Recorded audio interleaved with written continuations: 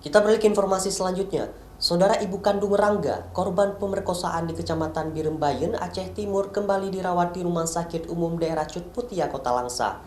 Korban dilarikan ke rumah sakit karena kondisi luka bacok di bagian tangan kanannya mengalami infeksi.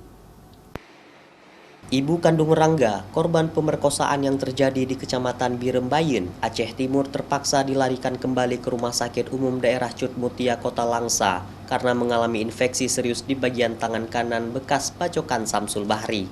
Saat ini korban didampingi oleh suaminya dan pihak PPA di rumah sakit tersebut dan harus dirawat di rumah sakit agar lukanya tidak semakin parah, namun kondisinya terkini sudah mulai membaik.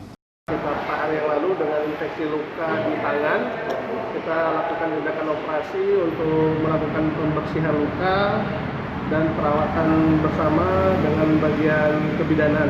Sekarang pasien dengan kondisi stabil dan direncanakan pulang besok hari Selasa. Karena kondisinya berangsur membaik, rencananya korban diperbolehkan pulang pada esok hari. Korban juga masih mempertimbangkan tawaran untuk tinggal di rumah singgah yang disediakan oleh DP3A dan KB Aceh Timur dan memilih tinggal di rumah abangnya untuk sementara waktu. Nova Misdayanti, Kompas TV, Aceh Timur.